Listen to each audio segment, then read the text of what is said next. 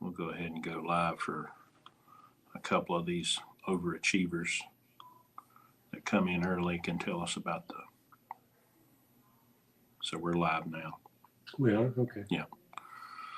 I'm sure there'll be a couple that come in. They can be our test dummies for. There's one. I see one's coming in. So we're coming in early so you can check the audio. So It's our VIP 5 minutes here. Yeah, 5 minutes VIP. So. Wow. The tired has come on me all of a sudden.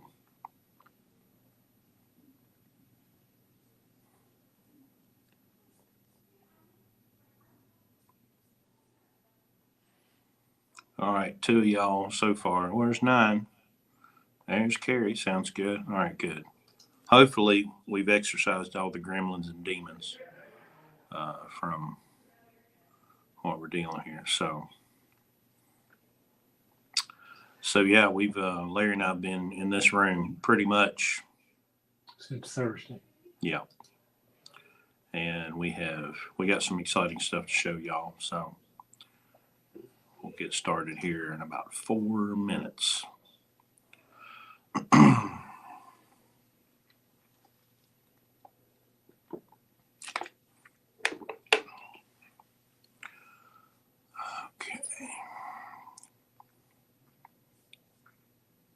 Oh, better turn that on.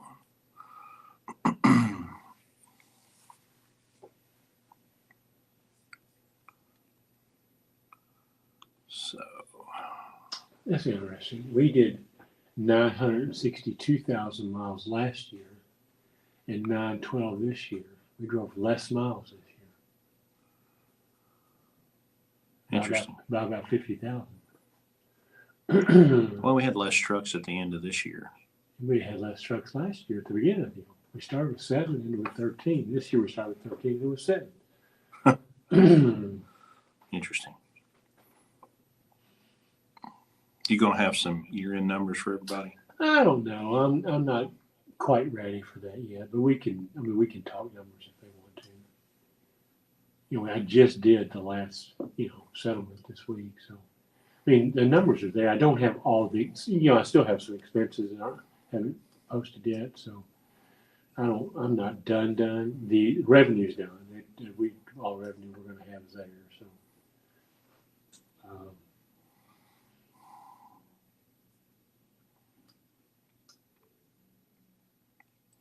year over year, we're above last year.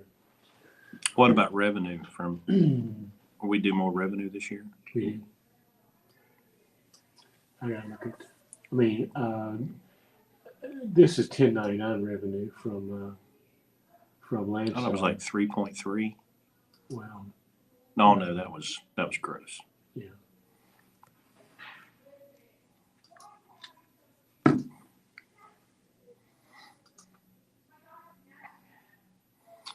All right, about 90 seconds and we'll make the official start here.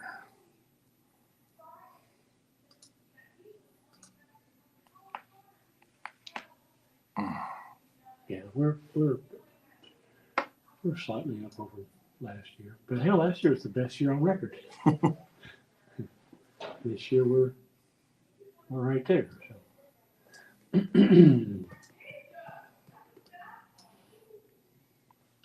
Let's see you want to guess who our number one agent is?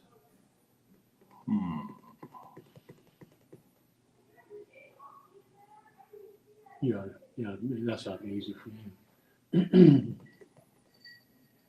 CJW? CAK. Then CIF, then CJW. Nice. And FLS and OLL and SGA and BVP and GDT. See, you guys are here early. You just found out who our top 8 agencies are.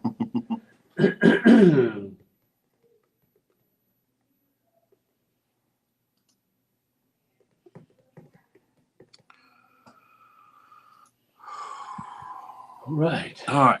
Who's here? Well, let's get started. Welcome. Happy New Year to everybody. We're coming at you live from the Wingate by Wyndham and Hurricane. Larry and I have been locked in this room since Thursday, and just trying to rework the program. We've redone our website. We got a lot of work done. I'm really impressed. Coming in, I wasn't sure we were going to get it all done, but I'm looking at this whiteboard over here and everything's got checked off. So I'm happy. We even got stuff done that's not on the whiteboard. So. Yeah. So I'll give y'all a little glimpse of what it looked like. We basically brought our entire offices and set them up in this room. And then last night we had a little fun here at the Blue Ribbon Bar and Lunatic Lounge. the Lunatic Lounge. Yes. And I'm paying for that right now. I'm really tired. I would really like to go to bed right now. We didn't make it to see the ball drop. Did not. I think I went in about 11:15. And so, well, do you want to start out with show them changes to the website? Sure. All right, let's do that. So here is the new, updated, better than ever Blue Ribbon website. Our landing page before was pretty bad. So we've got our social links right here.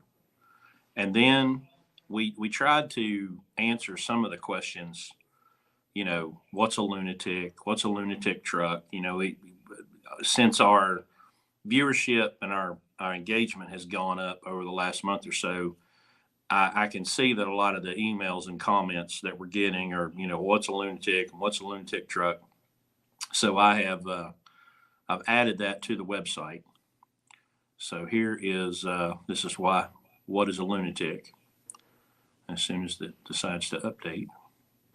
Yeah, it's a little draggy here. I'm not sure exactly why. Yeah. So there's that. And so there's home. And here's what's a lunatic truck. So we went through everything that, you know, tried to put everything in here so that, you know, it's easy to get to. It's a click right on the front page, and you can go through all this information, and then that'll help you. We're trying to make it more of a resource for Yeah. some of y'all that have questions, because, you know, some of the most, I guess you call FAQs, are kind of already in there. Mm-hmm. And you just need to kind of look at the area that, you know, again, remember that we kind of have tracked a variety of interests here. You know, people who want to drive for us or be in the program, people that want us to use their trucks, and you know, and then Landstar BCOs who are looking for mentoring. So we've tried to departmentalize it so that you've got a place to go look at what it is that you're interested in. And those buttons are kind of navigate you to that area. So. Yeah, here in a week or two, we need some time to prepare since we just got it done, but we're going to do an episode on the Lunatic Master Class. We got all the details worked out. And so that'll be, it's there now. You can go look at it, read through it if you want to. Yeah, it's kind of, I guess I'd refer to it as Blue Ribbon 3.0, you know? Yeah. Because Blue Ribbon 1.0 is before you were here. And then the thing that we kind of evolved together would be what everybody knows now as our program. Mm-hmm. But after having done it for since 2018, you know, we've kind of found little things that need to be tweaked, and you know, and like anything, as you do it, you start realizing that things can be made better.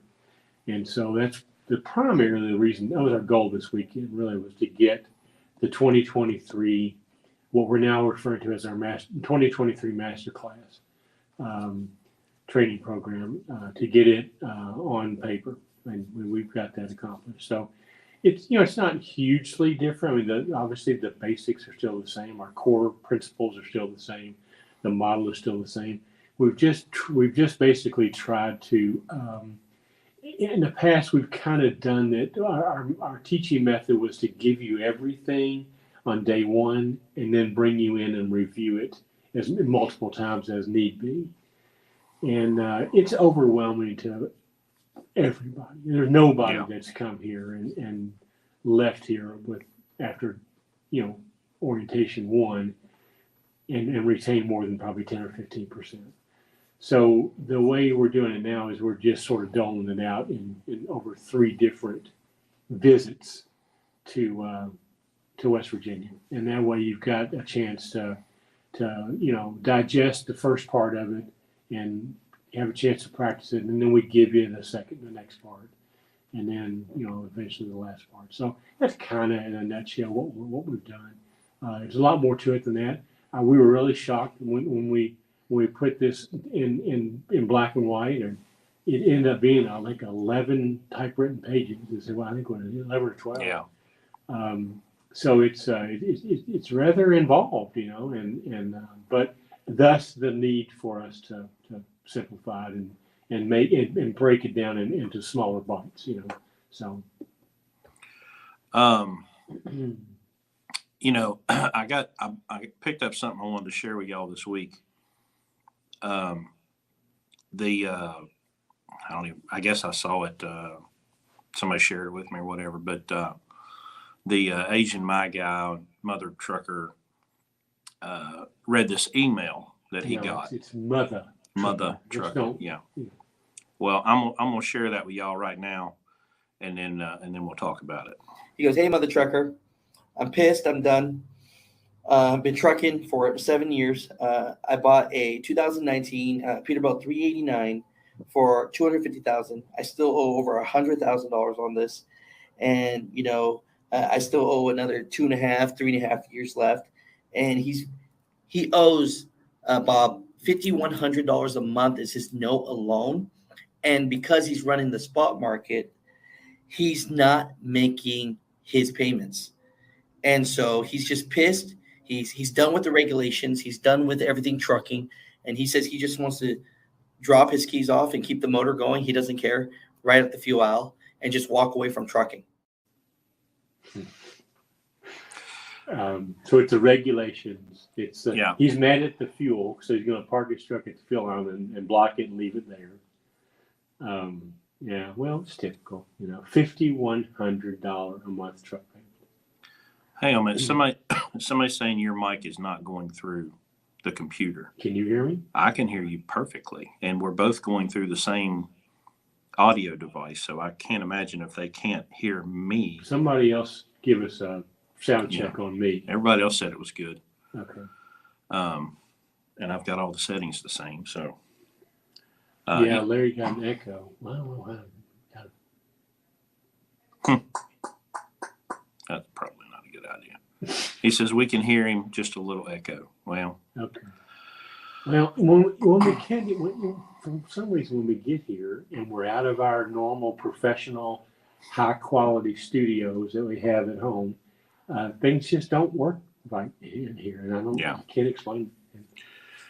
So anyway, back to the video. So this guy emails the YouTube channel, and he's mad, he's pissed off, and he mentions regulation, he mentions fuel, and then says he's got a $5,100 truck payment.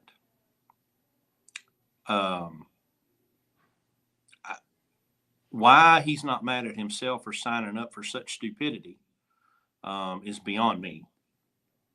I just can't. I don't know. I just can't imagine doing something that dumb and then blaming regulation and fuel. And then to prove, how mad he is, he's going to park his truck on the fuel island at a truck stop and leave it running. And leave it there. Well, that's going to show him. That I'm sure that'll. Yeah, he's sure going to show the industry. I wonder if his customers really appreciated his $5,100 a month truck. I doubt it. Or if they even noticed. I think the bigger question is, did he appreciate his customers? Probably not, because probably not. He is obviously the sole focus of his business. It's me. It mentioned in there in the first part. I don't know if it got cut off, but he bought a 389 Peterbilt. Oh, duh! That's a shocker. So he's buying the truck because he wants a long hood, shiny, pretty truck, and he's not doing this, and that's kind of the big picture here. Somebody had put up a comment. Is there a blueprint for success in truck ownership and fleet building? Yes, there is. Low capitalization, low risk, no debt, customer focused attitude. Nobody cares about your truck. Nobody cares what it looks like. Nobody cares what brand it is. The only thing they care about is your service. That's it. And I stitched a TikTok this week that was fantastic. It was a guy it was a stitch with a guy who was complaining about how restaurant servers are paid. And this guy pops in and says, well, I'm a server and I used to be a carpenter. But I don't care about the restaurant because all the restaurant is a gateway to my customers. And so he treats himself as an independent contractor who is paid by his customers, the people sitting in the chairs at the restaurant. And what little $3 an hour he gets from the restaurant just pays his taxes. But he doesn't care about the restaurant. He's using their building, their tables, their restaurant equipment, their cooks, their busboys to serve his customers. And that is the absolute attitude. And that's where most truck drivers fail, is they have a very, very narcissistic, selfish, self-centered attitude. And they don't give a damn about the customer, only to the extent, well, a good customer pays really good and a bad customer doesn't. Or a bad customer has really heavy freight and a good customer doesn't. That stitch that you did should be mandatory at all Landstar orientations, because that's exactly the relationship the BCOs should have at Landstar. Oh, yeah. He gets it. He understands that, his restaurant, i.e. the carrier, is just the what's the word I want to use? The tunnel, Mm-hmm. the gateway between him and who really pays him, which is the customer. And he was made it very clear, in what his priority was in serving his customer. And of course, the customer, of course, he gets tips, but the customer still pays the restaurant. Mm-hmm. So it parallels what we talk all the time about.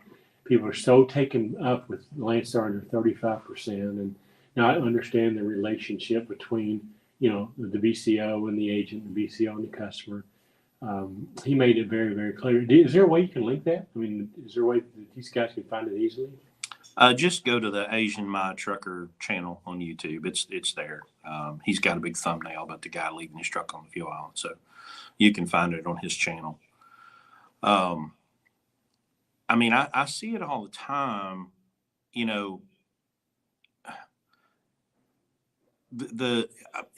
It's hard for the industry to not be driver focused because you have to have the drivers. And so I see people at Landstar putting pictures up of their big, shiny, new 2019, 2018, 2020 trucks with all of the driver amenities. But that's not who I want. I don't want the driver. I don't want a driver to come and drive for me because I've got a shiny truck with all these amenities. Now, our trucks have inverters and refrigerators and all that kind of stuff. But that's not really who I want. I want someone who has an entrepreneurial spirit that recognizes the opportunity to be in business and make a profit, a substantial profit, and then build a business that has a foundation that builds value over time. I don't want a truck driver. I don't want just somebody that keeps the seat warm and picks up and delivers loads. We are paid by picking up and delivering loads. That's how the money's generated to pay the drivers and pay dividends to the truck owners and provide a profit to us so we can do what we do. But it's not just about getting drivers. And of course, I see a lot of those guys have empty trucks because, the thing you've got to understand, and that's part of the reason that we changed the first basically 12 weeks of our program, The Landstar system is very, very different than anything that you've experienced recently in trucking. Now, if you've been trucking 15 or 20 years, you may have worked somewhere where things work this way, where you're kind of directly dealing with a broker or an agent. But when you work for a big company that has all of these, the big corporate building with all these cubicles in it, and they're doing all that stuff for you, you don't ever have to communicate with those people. You generally have one point of contact, and it's always the same. It's that same fleet manager or dispatcher. And then you have your communication device in the truck. But here, you have to be very flexible because there's 1,400 agents, and they all do business just a little bit differently than the other one. And you have to be pliable and flexible to work with them, to give them what they need. But the agents don't exist to serve the BCO. The agents exist to serve the customer, and the BCO exists to serve the agent or the customer through that agent. But your agent is your first customer. And it's just so, it's sad to see so many people have the attitude that they do, but then they get what they're worth. So there's going to be a lot of pain for a lot of people over the next 3 or 4 months because the mathematics. I brought my BSC 9000 with me. The mathematics say You should put like a chain around your neck, like a, what do they call it in football, a turnover. I need to wear it like a clock around my neck, like Flava Flav back in the exactly. in the 80s. Turnover chain, Yeah. Put diamond encrusted, and But the market, unless you're just going to never ever go home, is not going to support a $5,100 truck payment. That's not the agent's fault. It's not the broker's fault. It's not the customer's fault. It's your fault. If you signed up for a $5,100 truck payment, I mean, that's insane. Hell, that was insane in 2021 when the rates were enormous, and the biggest in history. Now, could you survive enough to maybe refi that truck? And that's the Asian my guy was having a conversation with some kind of finance guy. And he was basically given the options of trying to refi the truck and get the payment down if he could, but he paid $250,000 for a truck. And he's He's way upside down right now. Okay. Way. What happens if it's total? And there's no way he's going to have insurance proceeds to cover. If he don't have gap insurance, even if he's got gap insurance, it's not going to cover that. So, but here, let's take that out of trucking for a second, okay? Remember, we're here to do business.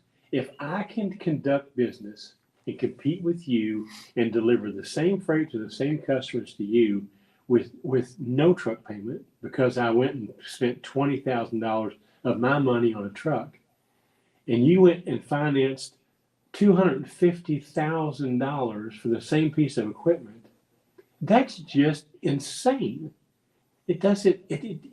There's no justification for that. Now I'm going to get all the haters here. You think you can only do trucking? And remember, had he had the money to go write the check, first of all, he wouldn't be in the situation he's in. He wouldn't be parking at the fuel island. Right. He wouldn't have the pressure.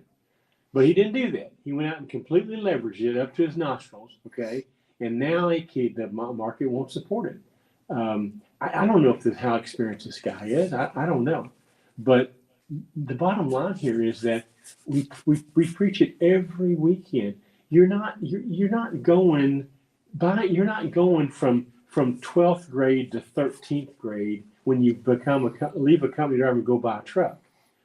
You're making a decision, okay, to open a business, all right, to create something that's going to have to be nurtured and babied. And so when you make your very first decision about going into business so radically wrong, I mean, how do you ever get that straightened back out again? I mean, that deal was doomed. Even if the 2021 market stayed where it was for the next 2 or 3 years, that still wouldn't make that decision the right decision. That was wrong from the start, and you can't get it right. Hmm. You know, think about what we talk about here is doing this without excessive risk. You know, buying a truck for $250,000 when you can't write the check. How much more risk can you take on? Mm-hmm. Yeah, I mean, go get under go find a trailer that's not hooked to a truck and crawl underneath the front of it. Look at that kingpin. That kingpin, it don't matter if it's a 2000, 2020, 2022. If it'll hook to that kingpin and it'll pull that trailer, that's all that matters. If it will pull that trailer reliably and efficiently, because when you back up to the dock, when you open the doors and you back up to that dock and the customer raises the door, all they can see is the inside of that trailer. They have no idea what kind of truck you're pulling. Now, in flatbed, they see your truck. But I promise you, even if a customer may comment, boy, I really like your truck. I like how pretty that is. They're not going to keep me from hauling their freight. They don't care enough for it to matter where you could,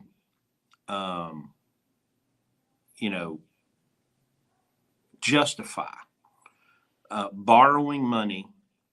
Like borrowing money to get in business is dumb no matter what you're doing. It doesn't matter if you're a plumber,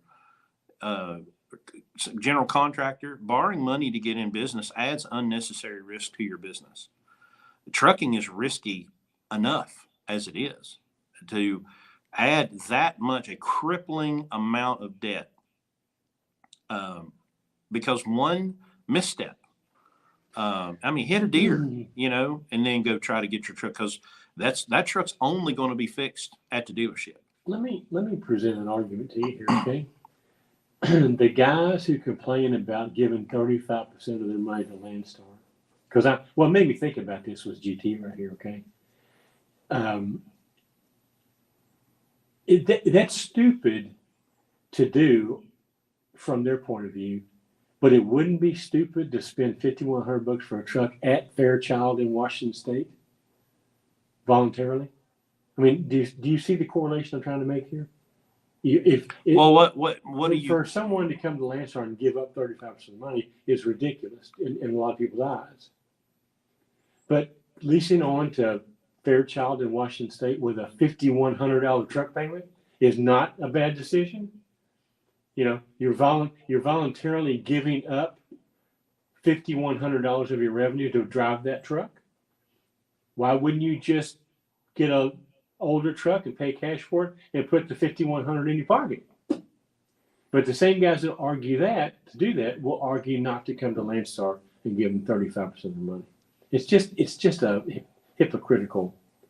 Let's hit this one from DL. 2019 Cascadias are selling for $75,000 with 550,000 miles. Is that a good investment, or should I focus on an older model? Will both need to be overhauled? Okay, if you had 75,000 cash, maybe I would. The used truck prices are not done falling. That truck could very well sell for $50,000 in 3 months. Or at auction. Much less than the that. 16. Let's see. We saw the 16 went for 35,000. But that was in January. No, that was in November. Yeah. So at this point, I would say no. Even if you had cash, that's too much. It's too much for your first truck. We have demonstrated very clearly that you can get into your first truck for $40,000 or less, and that's completely gone through, ready to haul freight, completely efficient, got the right tires on it, got all the modifications on it, put a new driver's seat, whatever, all the stuff for $40,000 or less. So the big thing to understand about a Cascadia, the DD15 is a good engine. At about 800,000, you need to go in and do the bottom end of the motor, the oil pump, the pickup tubes. They're known for failing around 800,000 miles because the O-rings get soft and you lose oil pressure and it junks the motor. So somewhere between 750 and 850,000, you're going to have to do the bottom end. We had it done for, I think, 3,000 or a little less. It was less. It was less. Probably 2,500. That's not at the dealership, by the way. That's an independent shop. Yeah. Should you focus on an older model? Absolutely. I would, at this point in my experience, it is, unless you live in the People's Socialist Republic of California, you need to be looking at an 03 to 07 Freightliner. That's what I would be looking at. You can't touch, don't even be tempted to get anything between 2008 and 2015. Don't touch them. Don't be tempted. They don't have the emission systems right on those. 16 and up, they do. They have a better handle on them. Plus, we have diesel force cleaning and DPF alternatives and max mileage, and they're at least manageable now. But if this is your first truck, if it's your first truck, that's way too much to spend on a truck that has the potential to drop $25,000 or $30,000 in value in the next few months. Now, maybe you look at that 3 or 4 months from now, after the market has finished crashing, and it ain't anywhere near done. But $40,000 can buy you a truck that is efficient, reliable, able to haul freight. Because the first 2 to 5 years of your business, you need lots of profit because you need lots of cushion. William makes a good point here. If you're setting on 250,000, you have enough that losing 75,000 would hurt, but it wouldn't kill you, right? Because you got to think about the unthinkable. Like Larry said, what happens? You buy that 2019 for 75 grand. You hook it up, you haul freight, everything's going good. Somebody comes across the center line, hits you head on, get run off in the ditch, truck gets totaled. And the insurance company says, all right, well, here's 35,000. What are you going to do then? Your exposure and your risk is way too high for a new business to handle. If, let's say you save up $40,000 cash, like Zeke did, okay, the very, very example, okay, Zeke saved up that money, put that money in that truck. That truck was still insurable at that point. If that truck would have burned down 2 days in, I mean, he's not bankrupt. He's not broke. He pretty much gets his money back, start over. So,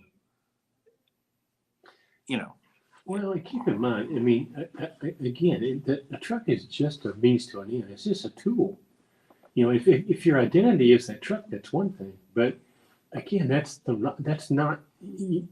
emotion versus business. And when you make decisions based on emotion, typically they're not very good business decisions. And here's a perfect example of this guy right here. Here's a guy that made the decision to go spend 250 grand for a truck. Okay, I don't care where he's going to run it, if he gets his diesel free or not for free. Doesn't matter. It doesn't matter. You're spending $5,100 of what you made every month to pay for a tool that I can go over there and spend $25,000 for and do the same job he does. And if getting the diesel paid for is a benefit, I still get that. But I've got $5,000 a month in my pocket now that he doesn't have. Okay, it's just a tool. If you're in business to make a profit, then making a profit means you spend as little as you can on the tools. But if you're in business because it's your ego, or you're in business because you want to impress everybody, or you're in business because you want to have this big, those people aren't. The reason that the failure rate in this industry is so high is because there's too many people in this industry that identify with their truck. Mm-hmm. That's not Kenworth on there. That's their name. I'm Joe Blow. as opposed to, oh, this is just a truck, but the failure rate in this industry is I've never seen anything. I think you could build dynamite and have a better chance of not getting killed than you would in this industry financially. Because everybody does it the wrong way for the wrong reason. Nobody does it to make money. Now, they buy the truck and they feel entitled. Listen, I spent $250 for a truck. I am entitled to getting $4 or $5 a mile. No, you don't.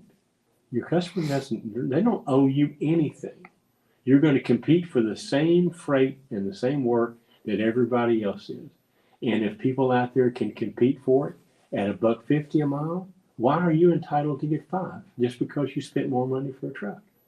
That's a emotional decision compared to a business decision, and the business decision will win every time.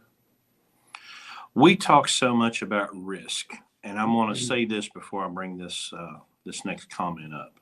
All right, I just went and what I was Googling was a financial term for calculating risk.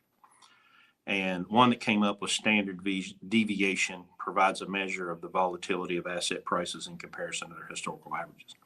But the first line of this says risk is defined in financial terms as the chance that an outcome or investment's actual gains will differ from an expected outcome or return. Risk includes the possibility of losing some or all of an original investment. So Never Enough says, example, if my business, which is the truck, can't afford to pay a loan payment on the truck, why would I be in business? I'd rather use the bank's money than my money. Well, that'd be fine if the bank, if using the bank's money had no,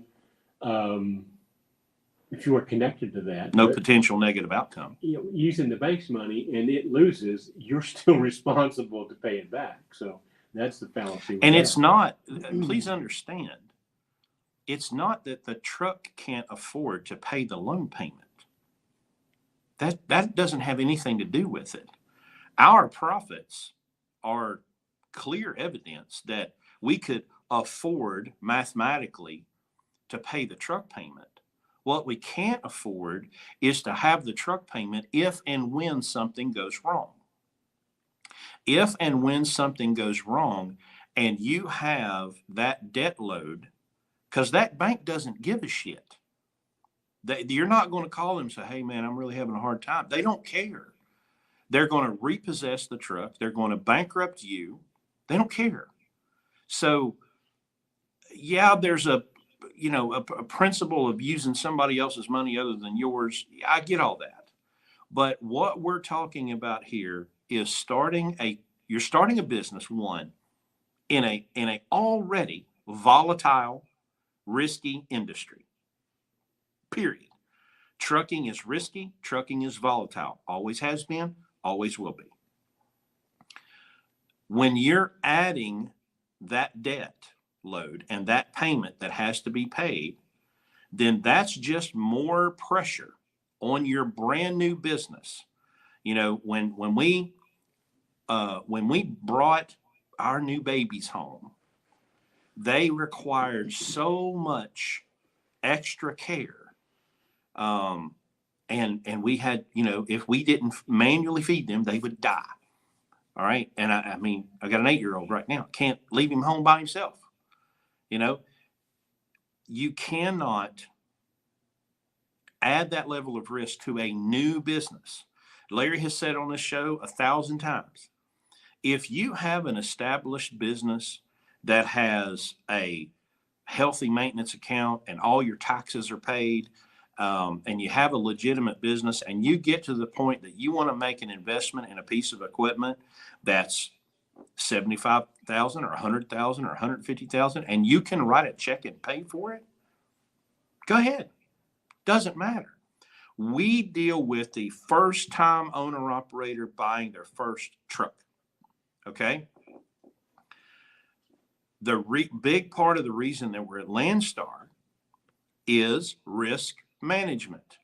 because compared to having your own authority, there is a lot of risk protection here that you do not have when you're out there on your own with your authority. And I can tell you 100% unequivocally that based on my interaction with the average person that walks through this door right here over the last 3 years, about 92.7% of American people should absolutely never, under any circumstances, get their own authority. Now, that 7.3% can probably do it. Larry could do it because he has the discipline of a person that's been in business over 45 years. He could absolutely do it. You got to ask yourself the question. If somebody with 45 plus years of business experience that could, by all measure, run a trucking company based in its own authority, doesn't do it, shouldn't that tell you something? Shouldn't that say, well, damn, I mean, here's Larry. I mean, go listen to episode 49 and listen to his whole life story. I promise you, y'all, he's forgotten more than a bunch of y'all ever hope to learn. And that's just experience. And he's older than dirt. But if Larry Long is not going to go buy a bunch of trailers, get an authority, and do all that, why the hell should you, the individual guy that has no business experience whatsoever, you talk about a big jump or little jump off a big cliff, but we relegate it to, we make it look like, oh, well, I'm a driver now. I'm holding steering wheel. I'm shifting gears. I'm backing into docks. I can be in business. I'll just do everything I'm doing now. That's the problem. You're going to do everything you're doing now, and then this whole list of stuff you've never heard of. Filing your Fed HUD and taking care of your maintenance and taking care of customers and taking care of billing and taking care of accounting and taking care all this stuff that you have no clue about as a company driver working for one of the big carriers. You've had no access to this stuff. You've had no experience with it, but you're going to run down to Lone Mountain or Schneider Finance and you're going to think, oh, well, yeah, I'm totally ready. You are absolutely not prepared in any way, shape, or form to be in business. And that's why 95% of first-time owner-operators fail. And they all fail for the same reasons. They get too much truck. They get too much debt. They don't work enough. They don't know how to have a customer-focused attitude because they're so obsessed with what their damn truck looks like, wearing flip-flops and, well, anyway. Guys, it's hard, but it's worth it. I mean, but you cannot continue to believe that you can just jump from a company driver to an owner operator with no business experience and survive past 2 years when 95% of your fellow Americans fail. 95%. We didn't make that up. That's a statistic from this industry. So you just got to stop justifying dumb decisions and bad behavior and risky behavior just because it sounds good.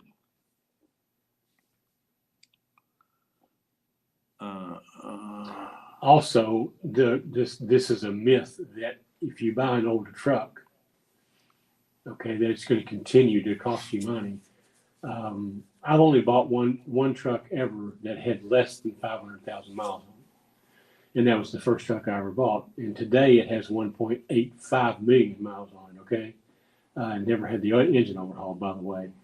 Every other truck I've bought has had probably 1 million miles on it, and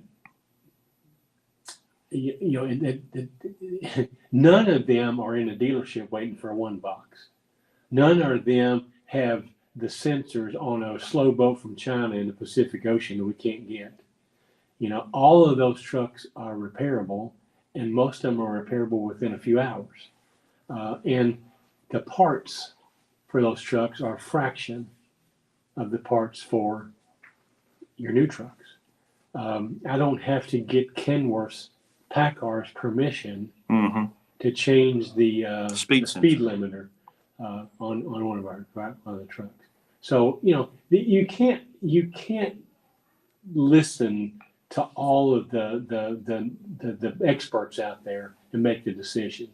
You have to sit down and do it yourself, and you have to get that BSE 9000 out. If you can show me that it makes more sense to spend $250,000 for a truck as opposed to paying cash $25,000 or $30,000 for a cash, and we're going to haul the same freight, do the same job, I'm all ears. Mm-hmm. I've been doing business since 1977. Okay, I'm pretty good at using that tool over there. All right, I'm pretty good at making money. I don't have any problem making money. We made money this year. Okay, you're not on Facebook selling our trucks and saying we're going to go a different direction. Matter of fact, we're bringing on more people right now than we have trucks for. So we're going to have to add trucks. For the first time in a long time, I'm looking at buying trucks, and it's just it's just the result of a very, very solid business practice. Now look, I'm not here to sell you or convince you. Just like the argument that people we have about coming to Landstar, I don't really look. It doesn't affect me one way or another. Okay, our podcast is advertised everywhere as being our opinion based on our experience. Whether you believe it or adhere to it or not, I really could care less. Okay. We're not going to have an argument here. We're going to all of a sudden go, oh, well, that's right. I was wrong. We should spend $5,100 a week, a month on a truck. That ain't ever going to happen. All right. Because we have done this long enough that the proof of concept has been proven over and over and over and over again. And in 2009, when 25% of owner-operators went out of business, I started in that year. First truck I ever bought was in June of 2009, okay? I proceeded to make $1 million in 4.5 years, okay, in that market. And then again in 2014, and again in whatever the hell we're doing right now. So, just save it, okay? Just save it. Here's a good question. If you can rebuild an engine 100 times, why buy a brand new truck? Well, you can't really rebuild an engine 100 times. No. About two Nor do you need to. Correct. Overhaul lasts 1 million miles, okay? Right. So unless you're Methuselah, you don't need it to be right. You only need to be done a couple times or 3, okay? But, a block, before a block has got to be removed from the chassis and out of framed versus being in framed, and just for the sake of anybody that don't know what that means, an in frame is rebuilding the truck with the block still in the frame, and an out of frame is rebuilding the engine with the engine out of the frame. You're going to get to the point, by the second or third rebuild that block is going to need some machine work. It's going to need to be line bored and, but you can't do it to infinity. Like Larry said, an in frame and an in frame properly done and an in frame properly maintained will last 1 million miles. But or more. Well, now most if you read what's it got Stanley, Millionaire Next Door, Millionaire Mind, great books. Your average millionaire doesn't buy brand new anything. All right, they buy used cars. They buy modest homes. They don't buy expensive suits. They just don't. Now, the people that do buy that stuff are broke people. Trying to impress people that they probably don't like anyway. And if you listen to Dave Ramsey, who I used to listen to Dave a lot. I don't much anymore, but Dave has 7 baby steps. Okay. 95% of his radio show is baby step 1, right? Then you occasionally, hey, we're on baby step 3 or 4 or whatever. And then the very, very rare case is somebody's actually on baby step 7. So if there were baby steps for owner operator, the first 1, 2, 3 steps is about lowering your risk profile by not having too much debt, not having too much truck, so that your business can survive beyond 2 years. And then you have the option because you have wealth, right? If you do trucking the way we teach it, and you come to us and you run through our 18-month program and we turn you loose and you do what we tell you to do, you should be a millionaire in 5 to 7 years. Okay? I don't give a shit if you go buy 250,000. Doesn't matter. Does not matter. But when you are broke, like most Americans are, so broke you can barely pay attention, you got 2 nickels to rub together. But hey, let me go sign up for a $5,000 a month truck payment or $2,000 a month truck payment. That'll fix it. No, it won't. It's not going to fix your problem. So it's risk management. You can justify, like the other guy's like, well, I could use somebody else's money. Here's an example of using somebody else's money. You've got a paid for truck. You've got $50,000 in the bank because you've worked your ass off and you've saved money. And it's time for an in-frame. Well, rather than take your $20,000 out of your bank account, you could get a low interest loan and use their money instead of yours, but you still have your money. And if something goes wrong, you could stroke a check and pay it off. That's an example of using somebody else's money. But you use somebody else's money when you have money, not when you're broke. That's not going to help you.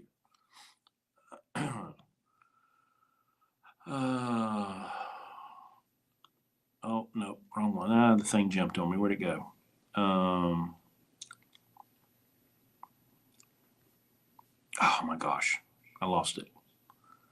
Oh, here it is. We're going. Hang on. We're going to do either one of these or a video comparing exactly the cost of being leased to a carrier, probably Landstar, as opposed to the cost of having your own authority. Because that's going to be all fun. you all think that having your own authority doesn't come with any expenses. Okay. You know, at least to a carrier, you're giving up some of your money. You have your authority. It's like Xanadu or whatever. Listen, we have fleets contacting us right now that want us to do something to help them because they're losing their authority because their drivers suck and their CSA scores are so high that the government's forcing them out. The insurance companies won't insure them anymore, won't even write the policy. Okay. We had one that said the insurance company will not take my check. Yeah. So the authorities, it's not just a choice. Okay. It works for some people. And somebody asked a question, what's the number of the pickup trucks in the fleet? That's not that doesn't really justify it either. Number of trucks in the fleet. What justifies it is writing down, here's what I'm paying a carrier to do these things for me. And oh, by the way, they have departments of each of these to do these things. They don't have a guy running down the road driving a truck trying to do this stuff while he's being unloaded. You think the quality of that work might be different and still be competitive or less expensive than doing it yourself or paying somebody to do it yourself? So when you itemize all the things that a carrier does for you as part of whatever it is that you're giving up versus what it costs you. Now let me give you I'm gonna give you 2 small examples. Okay. Everybody that's in this group right here talking about having authority is factoring their invoices. Okay.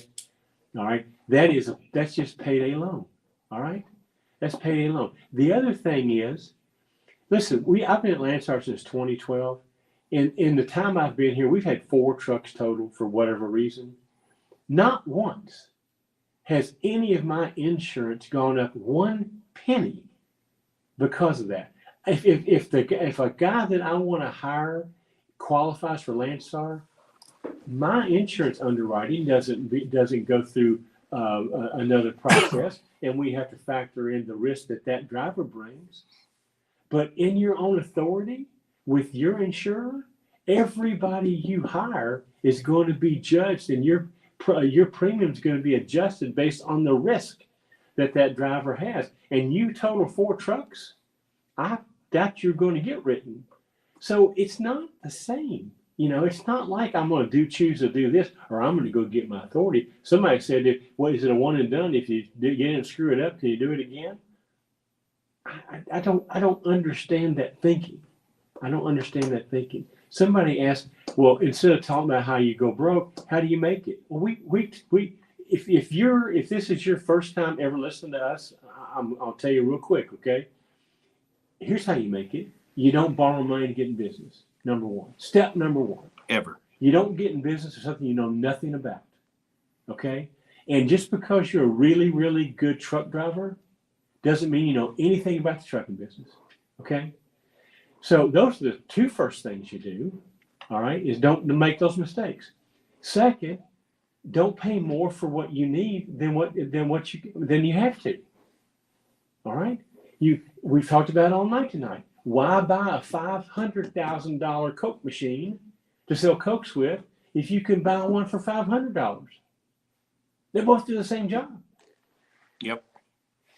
So just looking at it from a common sense business approach, that's how you get. And it doesn't matter whether it's trucking or whorehousing. It doesn't matter. It's all the same. I mean, there's probably a mathematical answer to this question about how many trucks in a fleet does it, start to make sense. But there's one thing you're leaving out. It's not about the trucks. An authority works best when you're not having to rely on spot market freight, when you have your own customers, which is a whole other. Larry's had that experience when he was an agent, trying to go out, beat doors down, cold calls, just over and over and over again, trying to get that business. But if your life's desire is to do that, to build a business that goes out and gets its own customers, and you're going to scale that, I don't know, 10, 15 trucks would probably generate enough profit to lower the risk a little bit for you to go do that. Okay. We talked to a guy one day that had an authority, had 3 or 4 trucks, and like 2 of them were wrecked. And so we're asked, because of our experience, we've had trucks totaled, and, we just, okay, it's totaled. And they wrote us a check, and it was in. And I'm like, well, how much is the insurance company giving you for this truck? And he was like, 0. I'm like, what? Yeah, they're not giving us anything because, I don't know, we didn't file a paper, we didn't sign, whatever. There was some sort of clear. No. They had a driver in the truck that was not approved by their insurance company. He wasn't on the policy. Right, wasn't on the policy. So he wrecked the truck, and now there is no coverage. 0 coverage. All right.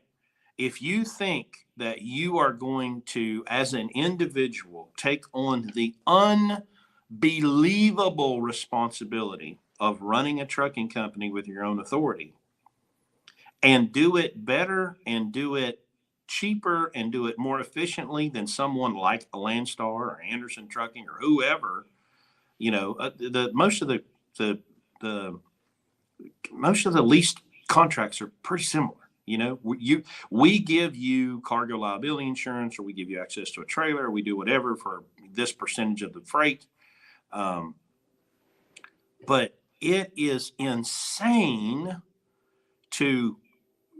and listen, I'm going to say this disclaimer. I've said it a bunch of times. If you are hearing me right now, you have your own authority, your own truck and trailer, and you've been in business for 3 or 4, 5, 10 years, and you're doing it well, my hat's off to you. I commend you. I have all the respect for you in the world. The problem I have is a bunch of the jokers that come into my comment section telling me how much better it is to have an authority than to be robbed by Landstar is a truck driver moron with a truck driver attitude that has no idea what the hell he's talking about, because most of these idiots don't even understand what the Landstar contract says. Later, take 35%. No, dumbass, they're taking 35% of the line haul. Okay, it actually is more closer to 29% after everything soaks through. But if we had our own trailer, that drops by another 7 or 8%. So it's really only about 20 or 21 if we had our own trailer. But we have not mathematically determined that having our own trailers is better or more profitable than using Landstar's trailer pool. And that's where part of that money goes to maintain the trailer pool. So our trailer expense is zero, no trailer expense. Our cargo liability policy, zero. Our drug consortium, zero. Billing department, factoring invoices, zero. No recourse. No recourse. If we deliver the load, we scan the paperwork, we get paid, period. Don't matter if Landstar never gets paid.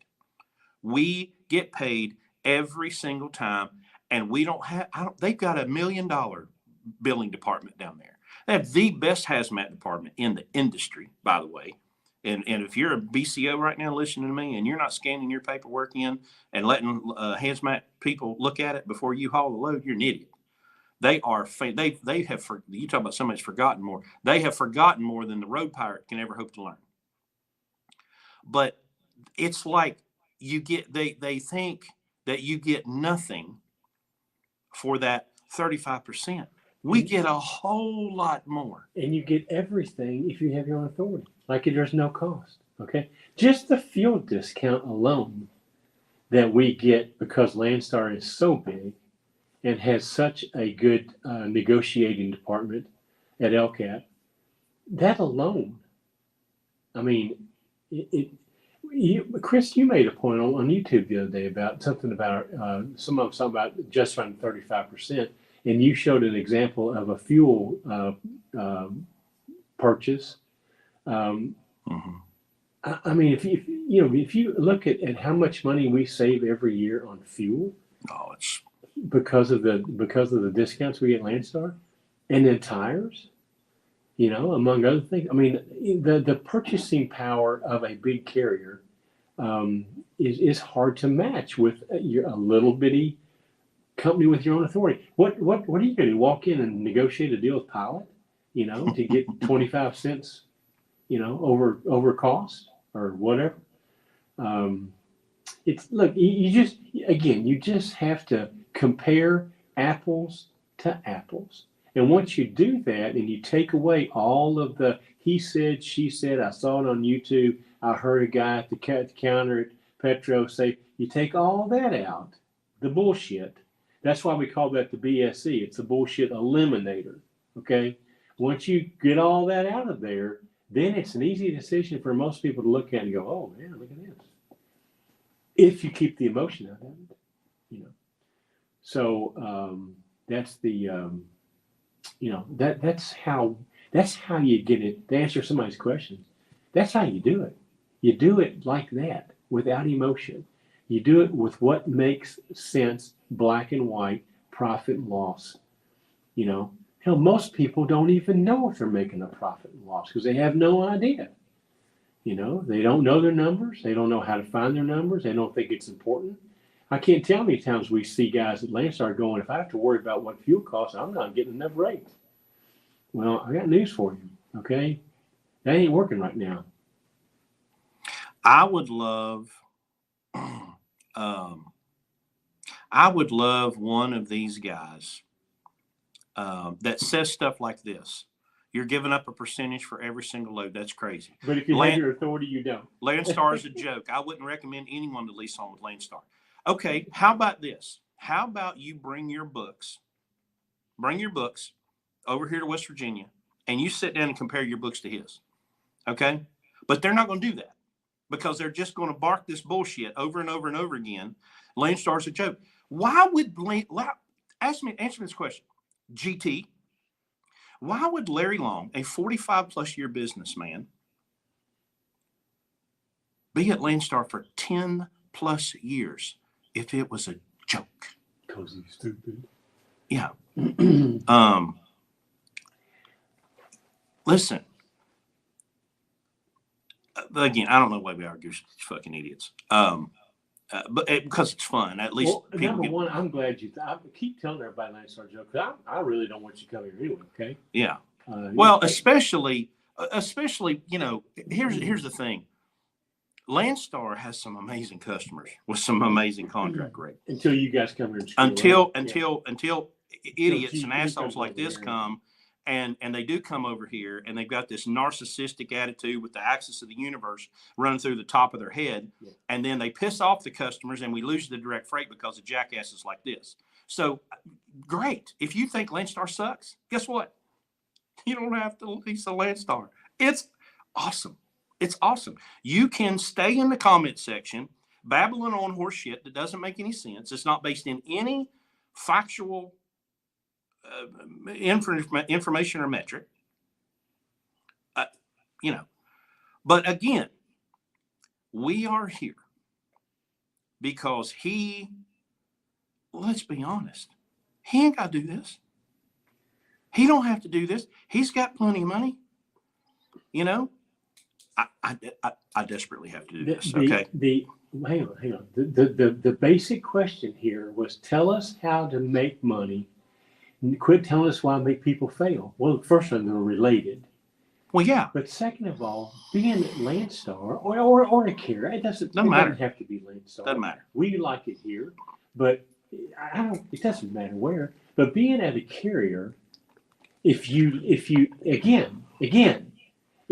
add all the things up, you can't be with your own authority and not pay a percentage. You just don't pay it to one person.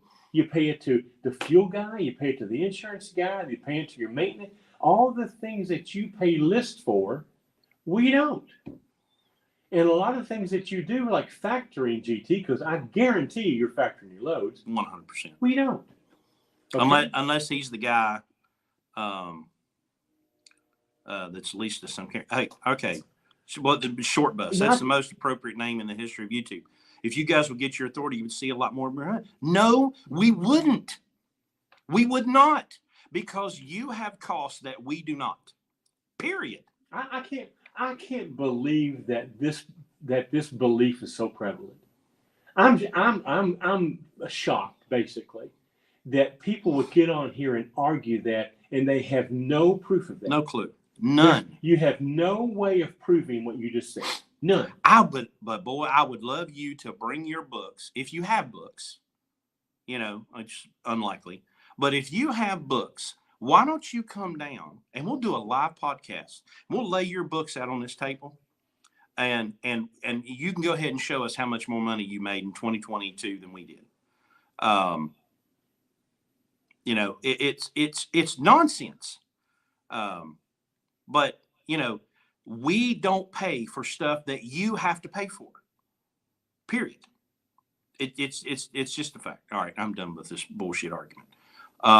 Somebody asked about. Well, here's the problem. Okay, we've got all these new listeners, and they come in here and they drop in just long enough to hear something we're saying, and they want to argue against it. They haven't listened to anything before tonight. They know nothing about what we do, but we end up spending half the damn podcast dealing with these dickheads. Okay. I say we just ignore them and block them and deal with the people that want to hear what we got to say. Right. Okay. So let's do that. Right? So. All right. There's a question about. Okay. Evan, is the Conestoga yours? Would you guys recommend your own flatbed? Here's the thing, and I loved flatbed, what little experience I got in it, because it's a very different world. Like drivers help each other, and with the van, I'm always waiting for somebody to close the door behind me and lock me inside. But flatbed it's like a culture. Okay. Well, I've heard of guys at Landstar who have specialized trailers that like lease it out to their buddy. Some guy's got some super duper stretch 3-axle, 4-axle deal. And I've heard of, platform guys that own 2 or 3 or 4 trailers. But again, if it is your first truck and your first foray into being an owner operator, I would absolutely not buy a trailer, period. Now, the Conestoga is not ours. We lease it from another BCO. Basically, he gets the money and we pull it, the trailer money goes to him, truck money goes to us. And the Conestoga has been very profitable. We've been very impressed with the Conestoga. We like it a lot because it's been doing some kick-ass numbers over the last few weeks when the van stuff was down. Now, that could flip at any time because, just the market is what it is. But I will not ever recommend someone, a new owner operator, buy a trailer ever. Now you get, again, a business, but get back on that 2 year point. You've got a solid foundation under your business. You've got some money. You pick up a trailer for 15, 20 grand, pay cash for it. Then yeah. Again, let me bring us back to our core, whatever the hell we do here. Okay. The only reason that we ventured off into Conestoga flatbed to begin with is because we had some people that wanted to get in the program, that's what they wanted to do when they left.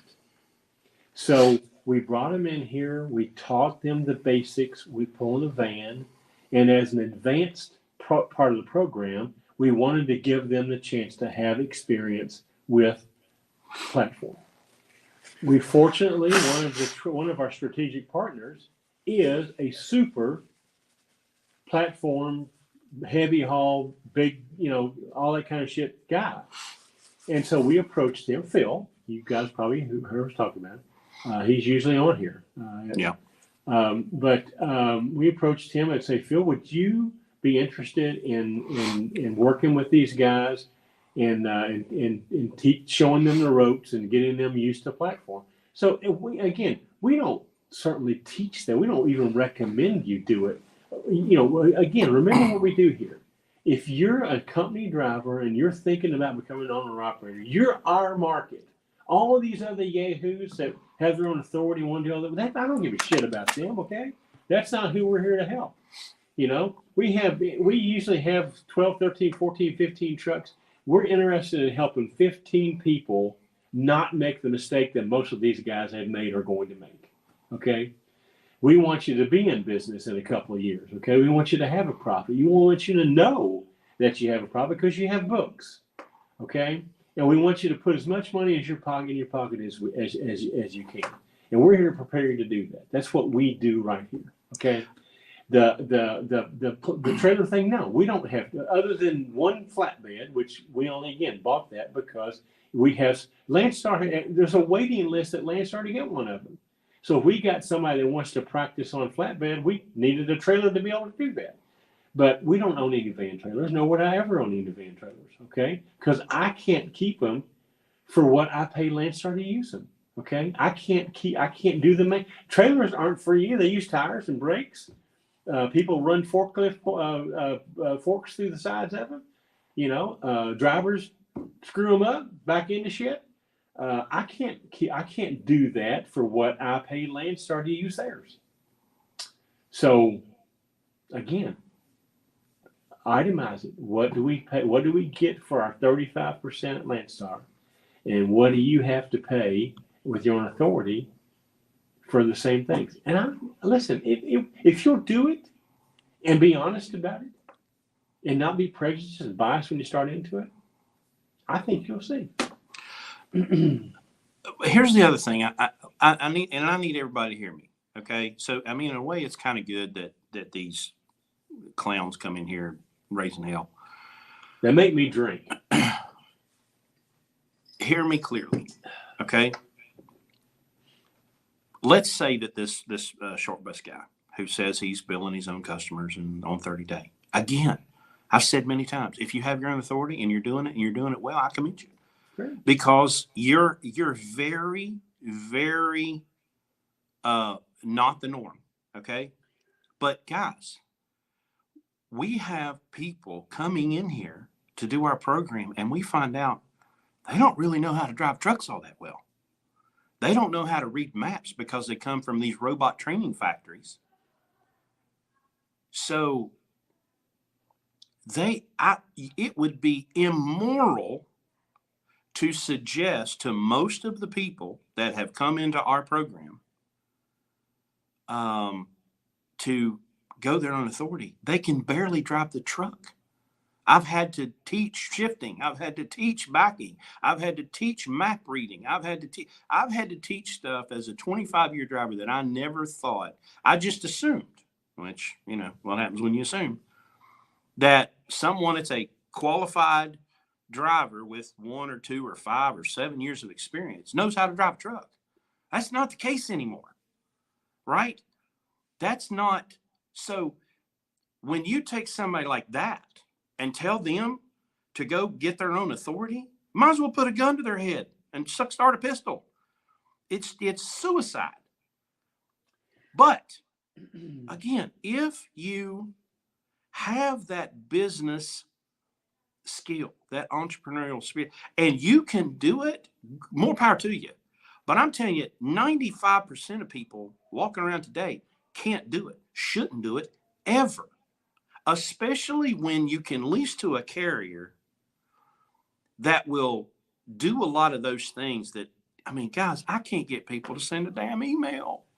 I can't get them to scan their paperwork on time. How the hell do you think they're going to pass an audit of the New entrant. the new entrant safety audit? They don't have a snowball's chance in hell.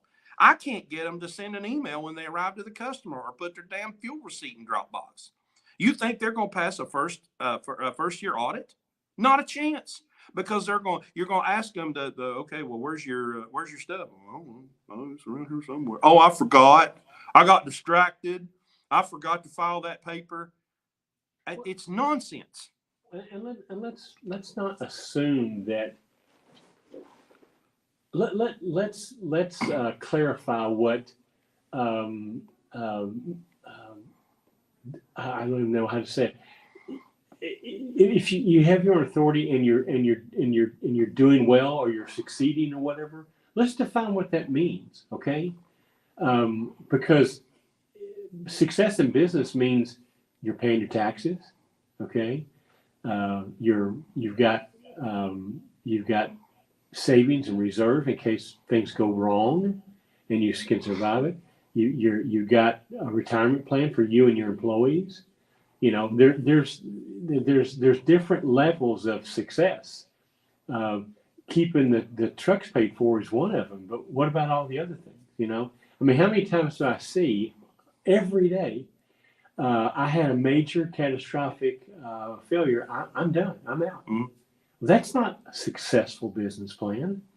Okay, that's just getting by on the skin of your teeth, and the first time something goes wrong, you're done. So let's clarify what it means when I get people on here that tell me they're doing fine with their own authority. Are you really? You know, so that's it. It doesn't matter what the business is. Okay, I mean, it could be a damn Chick-fil-A. If you're not accounting for risk and the detriment that could have on your business when something goes wrong, okay, that's the issue. I mean, and because we have more trucks, we're exposed to more things and we see more things happen. 4 trucks totaled in the time that that he's been doing this, right? I've seen 3 of them, you know, and it didn't really make a dent in our business because the insurance company paid out and it was a net positive. But if you go, we actually did pretty good on the last one. Yeah. If you go, well, hell, didn't we W Rock? I mean, think about that. That truck was totaled by the insurance company. They sent us a check. I put a hood and a bumper on it. We put it back to work 3-4 months later, you know, and the truck hauled freight for another, 8 or 10 months, and then he sold it. Somebody was asking about if we'd done anything on platform. It's episode 109, episode with Phil.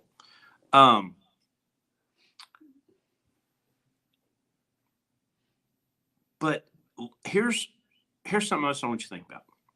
I did a video on Zeke's truck, truck that did $315,000 net revenue to the truck in 12 months. It took $450,000. And by the way, that's after we paid Landstar the 35% ransom. Okay, so $450,000 in freight generated. Okay, $315,000 to the truck, minus all expenses, and it netted out at $180,000.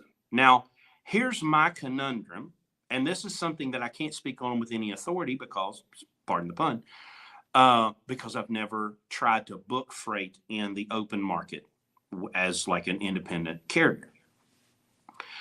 Here's what I want to know. The truck worked full time, and what we come 46 weeks it ran, 40, 45. The truck ran 45 weeks of the 52. It did 122,000 miles. So we broke all that down. So here's my question. I'm really good at booking loads. I'm really good at putting freight together, multiple loads, make them work out, right? At Landstar, I was able to generate $450,000 in total gross revenue paid to Landstar. Could I do that with my own authority? I mean, because if we can't compare apples to apples when it comes to that top number, okay, so the lease truck gets 450 grand, the authority truck gets 450 grand. All right. And then, of course, Landstar's percentage down to 315. And then you pay all your insurance and you do all the stuff that have to do. And then it gets down to the bottom. If a guy with his own authority can generate $450,000 in that same time period, is the same $180,000 going to be left over at the end? We did it. It's on paper. It's on record. We got all the receipts to prove it. That a guy could have bought that very same truck, did all the same stuff we did to it, and do it. Now, Brandon just popped up. Yes, you can, believe it or not. I don't doubt it. I did it. I did it here at Landstar. 450 grand, 12 months. What I need you to understand is most new first-time owner-operators are not going to be able to do that, period. We can do it because we've got all the experience. I got 25 years. He's got 45 years in business. I've got, I've been around Landstar since 2014. So it's like not a big deal for me. I know how the system works. I know what to do this, call this guy, move this. I can do all that. But that first-time owner-operator, are they really going to be coming and generate that kind of money?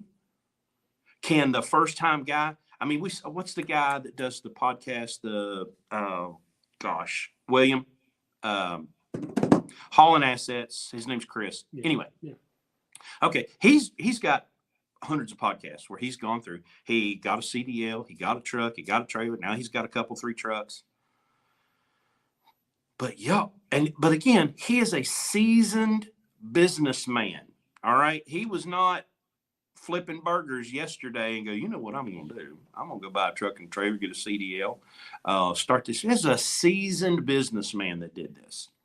And I commend him for putting up his platform to show people how to do it and help them get their authority and help them get the MC this and all that stuff. But we're talking about your average person, okay? Just walk through the truck stop parking lot and look around. And those are the people that you would suggest go get their own authority. Come on now. I saw this picture went viral on TikTok the other day of this lady, very large lady, in her bathrobe and her hat and her flip-flops standing beside her truck at the security window. Now, come on. Does she really need to go get her own authority? No. You're walking around in flip-flops in a truck stop. Probably don't need to be driving a truck, much less owning one. But that's the big picture here. So all this Landstar's a joke and they're taking bullshit. I've got the receipts to prove it. If I can make let's see, what's 180,000 divided by 450, 40% profit of gross revenue. And then if you go 180,000 divided by 315,000, oops, one too many zeros. Come on. No, that's still wrong. 180,000 divided by 315. That says 57%. Well, no, oh yeah, big. That's correct. 57% profit of net revenue to the truck. 40% profit of gross revenue at Landstar. But Landstar's a joke. No, Landstar is a system. That's all it is. Money comes in, Money is distributed to agents and BCOs, and then they can go do with it what they want. You want to haul one load a week? You want to be the guy that I saw that one guy had some platform heavy haul guy was on one load for 8 months. Well, I'd like to see that freight bill. I bet there was 3 or 4, because they say the freight bills only go to 99,999. I bet there was 3 or 4 freight bills on that one. That's math, y'all. That don't have jack shit to do with Landstar or being leased from authority. 57% profit of gross revenue or net revenue. I mean, my God. Yeah, Ken and Mary Anderson. I'll take that joke 7 days a week. Then that's what we're trying to get to. So now, could you, Mr., Mrs., potential first-time owner operator, could you get you a truck, go down to Loon Mountain or wherever, Schneider Finance, generate $450,000 of a $315,000 net revenue and profit? Y'all know what the word profit means, Brandon. Profit means revenue minus expenses. Our revenue minus our expenses, every single one of them, driver, payroll, fuel, maintenance, whatever, $180,000 profit. There's nothing left out. Zero left out of that. Every single expense subtracted from that equaled $180,000. And by the way, that was paying $55,000 to the truck owner. We made 48 and the driver made 90. It's just math. Doesn't have anything to do, and which is why we call this the bullshit eliminator 9000 version CP. Because it's just math. That's all it is. So, but God, we have been conditioned in this industry. We have been lied to by this industry. This industry has lied to, manipulated. God, give me some more aggressive adjective. This industry has lied to drivers from day one, right? All this bullshit about, and of course, everybody comes into the big corporate Schneider and U.S. Express and think that their way of doing business is how you should do it as an independent owner operator. Nonsense. Absolute nonsense. So why don't we get Brandon Shortbus to come on the podcast and bring some of his books, and let's see how much money he didn't leave out there. Okay, just take one of his trucks and see what it did, and see how much money was left out there. Okay. He said he's willing to show us. Well, come on then. Set it up. Come on. All of our contact is on our website, blueribbonlogistics.com. Contact us and we'll set it up, and we'll do it live so that it's not edited, and we'll just see. Okay, we'll just see what it looks like. That'd be fun. That'd be a lot of fun. Now, we need real books. We don't want something written on a napkin. Okay, so it needs to be. I tell you what would be better to do. Just bring your tax return, what you sent to the IRS. Now I'll bring mine. David Thomas brings up an interesting point here, because I've heard this all over the place. Because you've looked at it.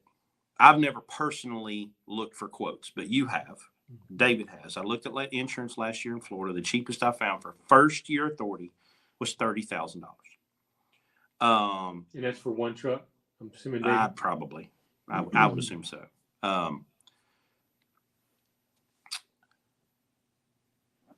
Again, let's say you got some money. What do you? I need your BSC 9000. Oh, okay. Okay. Here's a real life example. A guy called us one time.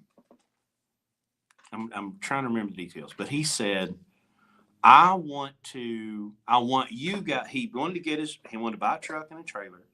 He wanted to get his own authority, and he wanted us to mentor him because of this basic trucking business stuff.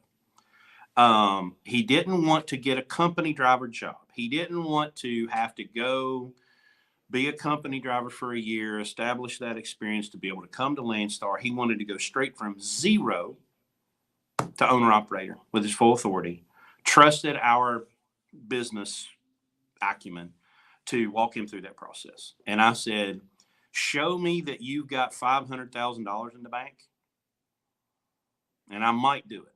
But you got to pay cash for the truck. You got to pay cash for the trailer.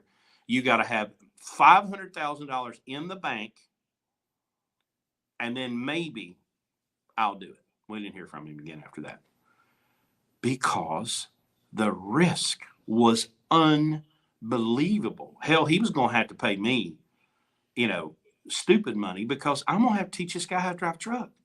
I'm going to have to teach him all the stuff that he would learn come through the front door like everybody else, but he wanted to go around everything. And we're like, nah, hell no, absolutely not. It's bad enough you can't get enough experience driving a truck now in a year to actually learn how to drive the damn thing. And then this absolute vultures, these immoral bastards in their lease programs that's meant to rip you off. That's what everybody bitches and whines about Landstar to rip off land. While these carriers, you want to talk about a rip off, talk about Swift. When my truck failed and I went to Swift for 30 days because everything I had to make money. So I'm out in Little America in Flagstaff, and I'm sitting in a little restaurant, and there was these Swift guys sitting there, and I kind of overheard them talking, and one was a trainer, and he was leasing the truck, and so I just kind of casually struck up a conversation with him, and I asked him what his fuel surcharge was, and this was in April or May of 2017. You know what he told me his fuel surcharge was? 9 cents. 9. So I opened my phone and I went to the EIA retail site. And I said, do you know what the EIA retail fuel surcharge is right now? And he was like, no. And at that time, I don't remember the exact number, but it was 40 some cents, probably 30, 40, 35, 40. I'm like, so where's the rest of the fuel surcharge if you're only getting 9 cents? And I'm like, by the way, what's your truck payment? Oh, it's $9.85 a week. What are they paying you per mile? And it was like $1.09 plus the 9-cent fuel surcharge. And I'm like, this guy's got to run 6,000 miles a week. Of course, do it with a trainee. That's not risky or anything. But Landstar's a ripoff. For the love of all that's good. It's a joke. So I just figured out our annual insurance is about $4,100. Add another $1,600 for workers' comp. I'm not sure that's in his quote. So that's what it costs us to insure. I would think. So just so you know, there's basically if you're going to operate a truck and a trailer, you got to have cargo liability, which is your cargo insurance that covers the cargo in the event of loss. There's liability in case you run over somebody. Okay. There's physical damage, which is like what your collision is on your car. On truck and trailer.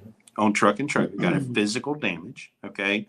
And then you have to have what's called bobtail or unladen liability, which is what covers you if you don't have a load in the back. The cargo liability covers you when you're loaded. The unladen bobtail covers you when you are not loaded. So you've got these 3 types of insurance that you have to pay. And I would probably assume the 30 grand, David, if you're still on here, you can pop up. But I would assume it would include cargo liability, bobtail, and physical damage, because why wouldn't you have it all in one package? 30 grand. You said we're at 50. Well, we're at 5,600 and 5,700, including workers' comp. All right. I doubt that's in the 30,000. So you still got to do workers' comp. So we're 4,100, 4,200 without that. Per truck. Right? For one truck. Yeah. One truck. $4,200 for insurance. A year. Now, if our trucks were worth, what is that stated? 35,000 on some of them? Yeah. Not really. Yeah. Okay. Well, okay. If you buy $100,000 truck, that calculation's going up. Your physical, he said no workers' comp or bobtail. The 30,000 was just cargo liability. So he's got 30,000 plus he has to pay the bobtail, unladen liability, and physical damage, and workers' comp. And the physical damage is going to be based on the value of the truck. Right. and the insurability of the driver. So but I mean, it took me a while, even after I became an owner operator, which of course, when I started, was with Anderson leasing a truck. And it took me a couple of months to be able to go through that settlement and really understand what it was I was paying. And of course, most people don't even read their damn settlement or read the contract. But I finally figured out, I'm like, okay, well, I got to pay this for that. And then you had what do you call the deductible, where you pay so you don't have to pay the deductible. We had that in there too. But y'all, I left Anderson Trucking and came to Landstar, and the contract was so almost identical. Like Anderson paid 67% versus 65, but their insurances were higher. Their the way they did what was it? The escrows and stuff were different. I looked at a year at Anderson and a year at Landstar, and it was a wash. Landstar was a little bit cheap. Oh, it was the CPP. I think I was paying like $110 a week versus the 35 or 38 what we pay here. Well, that depends on the state you live in. So right, I was CPP state. So, but there's just so much. We, like it's second nature to us. We have all the vocabulary and we've been doing it for so long. It's not difficult for us when something happens. Okay, we'll better call this department at Landstar or that department at Landstar. And then they take care of it.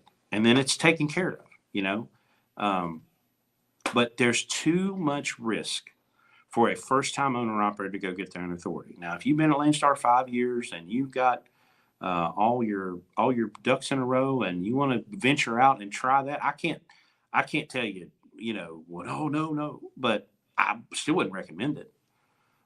Let's hit this a little bit real quick because everybody's talking about no 2009 engines allowed in California as of today, or is that just to operate in California? You cannot go. There's probably still 1,000. Well, I don't know. I think maybe even they took the 1,000. I don't know. I think there's still 1,000-mile. There's there has always been 1,000-mile exemption. I'd kind of like to be a fly on the wall and see how many of them actually go away. I mean, it's going to. We're not experts on this because we don't own a truck that can go to California. So And we didn't leave anything out there. We didn't intend to go back out there to get it. So it doesn't really matter. But it is correct. 2009 is the earliest. Or 2010 is the earliest. You cannot have a 2009. Your truck has to basically have a SCR and has to have DEF. If you don't have DEF, you can't go into California. But it is what it is. I mean, you don't have to go to California to make money in trucking business. Okay. Oh, hell no. So, Now, if you live there, my first question is why?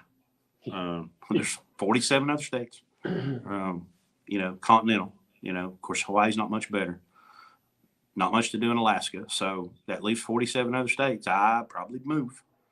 But if you're going to be in trucking, California's not the place to do it. So let me roll back through the comments here. There's Phil. I knew he was in here somewhere. There are more lunatic trucks running in California than they want you to believe. I guarantee. They just don't. They don't have. That's a big state, okay, and they just do not have the enforcement capabilities to get them all. I mean, y'all go back to the outlaw days in the 70s and 80s. Everybody just run at night, Now, I guarantee you there's a bunch of outlaws out there running around with non-compliant trucks, and they'll never catch them, or they might catch one and make an example out of him. And, a whole lot of stupid kids. Listen, stupid's born in California and just moves. They don't have a monopoly on it. Let me tell you something, okay? It's, to hell with California. It's a pretty state, but hey, they'll go broke eventually. It's a pretty state, but not to drive trucking. No, hell no. Okay. Looking through comments. I had mentioned last week that I would talk a little bit about LLC and S Corp and whatnot. Oh yeah. when you get to where you're tired of dealing with defending Landstar and Well, yeah, authority, we can talk yeah. about something probably a little more Yeah, let's do that. Go ahead. valuable to people. We got about 20 minutes before I'm gonna shut this down and go to bed. Well, we will. Somebody asked a question. What's the oldest engine you can get an ELD in? Any engine that is not mechanical. Okay. Any engine has a Takes you about 95 ish. Yeah. Some of the any 94s. engine, any truck has an ECM. You can put an ELD in. Okay. Yeah. So that gets you in the mid 90s. All right. And then this question here: why not 2002? We that's just what we prefer. Listen. We own a 99. Okay. We own 2000. So, but it's just Let me answer that, okay? Because listen, I'm a big fan of the Columbian Century because they're easy to work on. Are they pretty? No. Do they ride good? No. Are they quiet? No. Are they hot in the summer and cold in the winter? Yes. But by God, they pull freight and do so efficiently. Here's my issue with the 99 to 02, and it's mainly all about the HVAC system, okay? The older, like FLDs, had well, the new thing's called a blend door. I don't know the technical term, but where you basically have vacuum lines and you're using vacuum and air and cables and levers to move stuff in there. Well, you start getting a 20-some-year-old truck, that stuff starts to get brittle. Whereas I think it's 03 and up to 07 have the blend door system where you just got a couple of servos. It's electronically controlled, and we've had almost no problems out of those. Well, some of these interior HVAC pieces for the 99 to 02s are unobtainium. what was that word you just said? Unobtainium. Unobtainium. Yeah. Would that be like unattainable? Yeah. Okay. You can't get them, right? Okay. So, and it's just, and of course, it's not very efficient. I'm Rocky's truck. I was telling the guy when he come pick it up, and I'm like, well, listen, here you got to know, there's a lever that goes side to side for heat and cold. Okay, which on the left is Siberia, and on the right is the 7th rung of hell, and there's no in between. So you're going to go from hell to Siberia and back to hell and back to, because it's not. And my friend Dan, who's got a classic, he's tried electronic servos and he's tried to re-engineer his HVAC system in his classic because it's just got that old valve. And that valve is basically either off or on. And so those trucks are they're getting a little more difficult to work on. Whereas the 03 to 07, especially the 05, 06, 07, they had a lot of that stuff perfected, and EGR is not an issue now. Just think of it this way: 2003 to 07 is our target area. Does that mean we won't buy a 99 or a 2000? Hell no, we will. Yeah, absolutely. It might not be our first choice, but it's still a lot better than the 2008 and newer. So we would not turn it down. We just would, we wouldn't be looking for it. If I it had found us, we probably would. Right. If there's an 03 and an 09 sitting side by side, everything's equal. The 09's out. Yeah. That's not even an option. No, I meant 99 and 03. Okay. Well, if a 99 and 03 are sitting side by side, everything's equal price. I'm going to go 03 to 07. Just, it's like the Volvo. We bought that Volvo for $9,000. Made a ton of money with it. Yeah, whatever. But God almighty, the Volvo dealer, they don't even use Vaseline. Okay? They bend you over that counter's just the right height. They height. don't even say it's going to pinch a little bit. They just, that counter's just the right height. There's a little dip in the counter right there, and that's where they bend you over, and they just ram it home with no warning. Okay? That's why I don't like Volvos. I love driving a Volvo. It's like driving a damn zero-turn motor. Rides like a dream. Fuel mileage is amazing until you got to go to the parts counter, and then God help you. I had an ABS problem. Ended up being a wire, and Carl fixed it. But I needed a wiring harness that was like 6 foot long. It was $1,400 at the Volvo dealer. I had the very same thing happen on a Freightliner. I had to replace the harness from the ABS box back to the rear module. It was like $96. I'm gonna shut this down, okay? Because I got shit I need to talk about. That's important. Okay, go ahead. Jamal, you obviously are new to the Go ahead. broadcast here. This is not a general trucking discussion. Our market is the first time owner operator buying his first truck, and there's no way on God's green earth that's going to be a Tesla. So that's not in our wheelhouse, and so we're not going to address it. Now we can address this one. How can truckers make a profit with high fuel prices? Easy, Super easy. keep your costs down. We made money on fuel last year. Run a fuel efficient truck that gets 7 miles per gallon or more, and it's not a problem. Okay, but we have 140 episodes that can talk about that. Just go listen to one of them. Okay. So. All right. I said last week. We're in the year. So we're all done. There are different business structures that you can operate your business under. Most people start out as a sole proprietor because it's the easiest way to do it. There's the least amount of restrictions. You just pretty much just do everything you do, and all your business income and expenses flow through to your individual tax return on what's called a Schedule C. And that's fine. That there's nothing wrong with that. Okay, not a thing at all. But here's the caveat. Once you get to the point where you're profiting, I'm going to use that word again, and you have to understand profit means what you're paying tax on, what you made when all the smoke clears, and what you're reporting to the IRS. That's your profit. If that gets to be about $65,000 or more, you're paying more taxes as a sole proprietor than you would if you were to choose to become an LLC and then take what's called an S Corp election. Now, I'm not going to get in the weeds here, but let me just sort of just hit this a little bit, make you understand it. LLC is a limited liability corporation. And like all corporations, there's such a thing as corporate tax and then your own personal tax.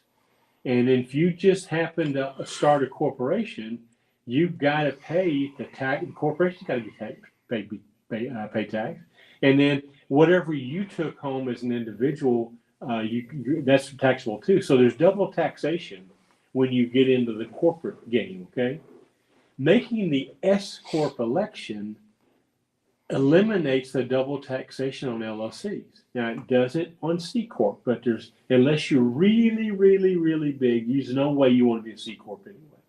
Landstar might be a C Corp, but there's no way that you need to be a C Corp as any kind of, small fleet, even a medium or size fleet. It's just not necessary because the double taxation. That's the number one reason. And the C Corp requires a lot of regulatory restrictions. Okay, so the LLC is a step up from the sole proprietor. You can be a single member LLC.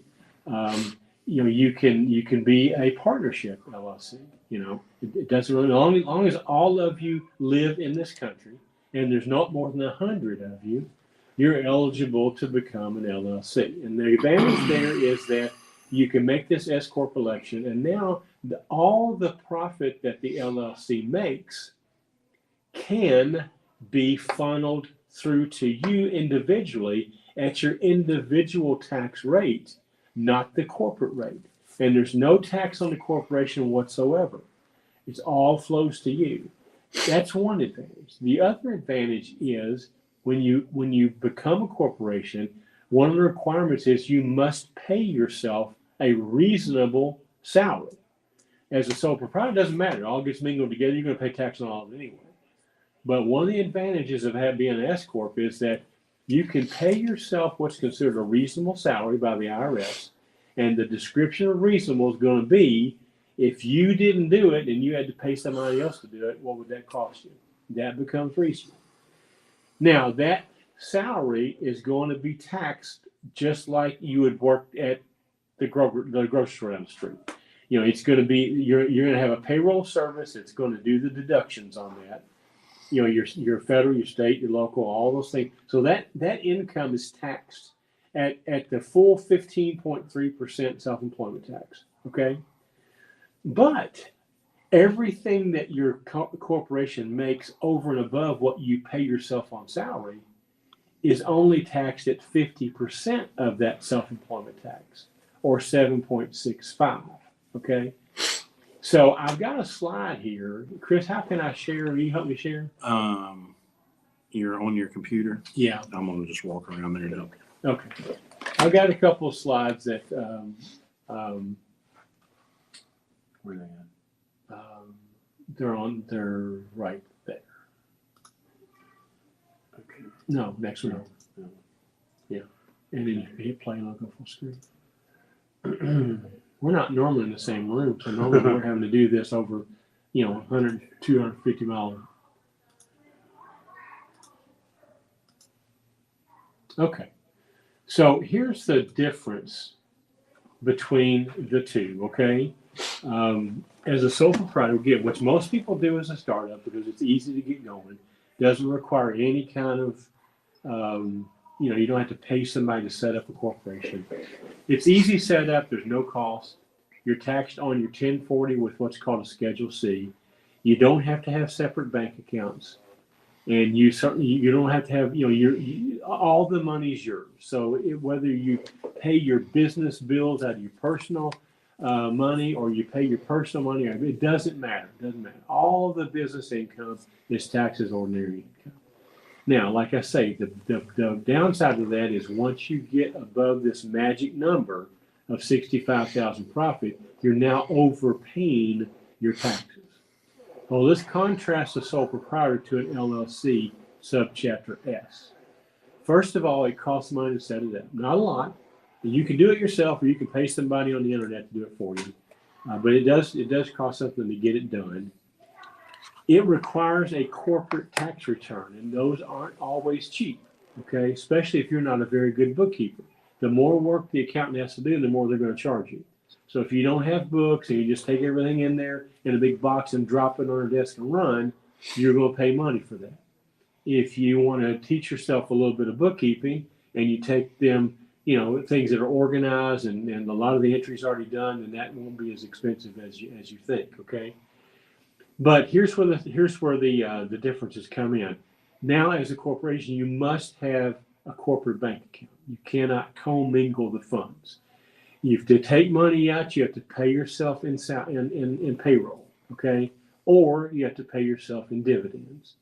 Now, here's the thing. You want as much of your income paid as dividends as the IRS will allow, because that's where the tax savings is.